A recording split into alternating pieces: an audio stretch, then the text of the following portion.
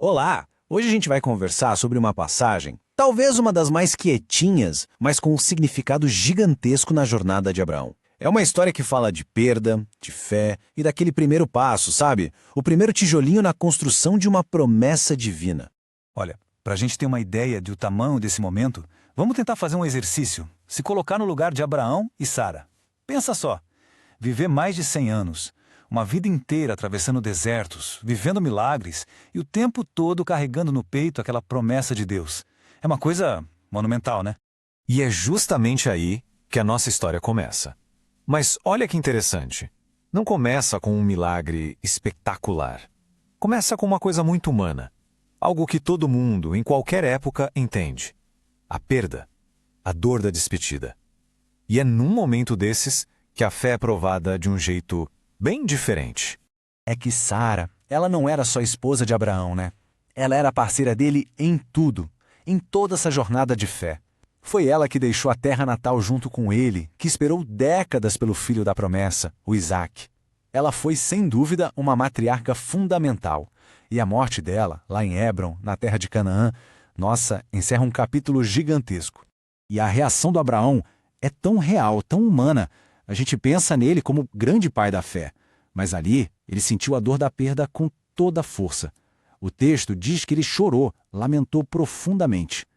Isso já nos ensina uma coisa incrível. Ter fé não significa que a gente não vai sofrer.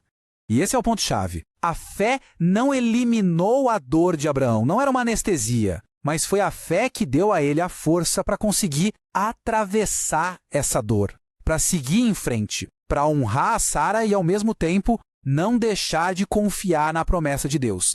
Então, no meio de todo esse luto, surge um problema bem prático, mas cheio de simbolismo.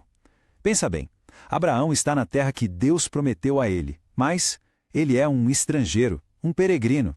Ele não tem nem um pedacinho de terra para chamar de seu, para poder enterrar a esposa com dignidade. E é essa necessidade que vai levar ele a tomar uma atitude fundamental. E olha só a postura de Abraão. Que humildade, que respeito. Ele não chega exigindo nada. Ele vai até os donos da terra, os heteus, e se apresenta exatamente como ele era. Sou estrangeiro e peregrino entre vocês. Ele busca um caminho de paz, de honra, respeitando totalmente os costumes daquele lugar. E a resposta dos heteus é simplesmente impressionante. Eles não enxergavam Abraão como um estrangeiro qualquer. Eles o chamam de príncipe de Deus. Isso mostra o tamanho do respeito que a vida dele, o testemunho dele, tinha gerado naquele povo. E eles oferecem o que tem de melhor, de graça. Aí um deles, um homem chamado Efron, faz aquela oferta super generosa, bem típica da cultura da época. Não, o campo é seu, a caverna é sua, pode levar. Mas Abraão, ele tinha uma visão de futuro, sabe? Ele insiste em comprar, porque ele sabia que um presente poderia ser questionado lá na frente. Já uma compra, feita publicamente, isso seria definitivo. E é aqui que essa negociação de terras vira algo muito, mas muito maior. Não era só sobre arrumar um lugar para um túmulo. Era sobre fincar, pela primeira vez, uma estaca da promessa naquela terra. O Efron então fala o preço: 400 ciclos de prata. E não era pouco dinheiro, era um valor bem alto para a época. E o que Abraão faz? Ele discute, pede um desconto? Nada disso. Na mesma hora, ele pesa a prata e paga o valor cheio ali na frente de todo mundo. A honestidade dele, a transparência, já era um testemunho por si só. Mas por que ele insistiu tanto em pagar? Bom, vamos pensar. Primeiro, ele queria um título de propriedade legal, indiscutível. Segundo, ele estava pensando lá na frente, evitando qualquer briga futura para os seus filhos e netos. Ninguém poderia dizer, mas isso foi só um favor. Terceiro, fazer tudo em público era como registrar em cartório. E o mais importante, foi um ato de fé puro. Ele estava literalmente investindo na terra que Deus tinha prometido.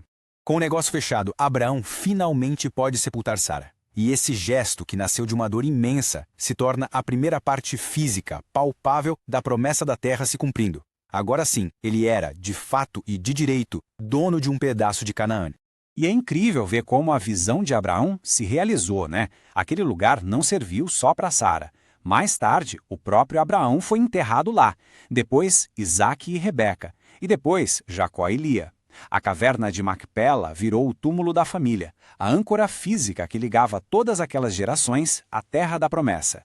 E esse é o coração da história. No meio do luto mais profundo, Abraão fez algo profético. Ele garantiu que o lugar de descanso da sua família, do começo ao fim da linhagem patriarcal, fosse fincado justamente na terra que Deus tinha prometido. Então, vamos amarrar as pontas. O que a gente pode tirar de tão poderoso dessa história? Porque é um capítulo que parece simples, mas que tem um significado que atravessa séculos. As lições são bem claras. Primeira, sentir dor é normal, mesmo para quem tem muita fé. Segunda, as promessas de Deus são maiores que a nossa própria vida. Elas continuam através das gerações. E terceira, às vezes, um pequeno passo de fé, um ato concreto, como comprar um pedaço de terra, pode ser a base de algo gigantesco lá na frente. Isso mostra bem o coração da fé de Abraão. Ele não estava só comprando um túmulo. Ele estava investindo no futuro do filho Isaque, na herança do neto Jacó. Ele agiu com base numa promessa que ele sabia que não ia ver se cumprir por completo, mas ele confiava. Confiava que Deus ia fazer acontecer.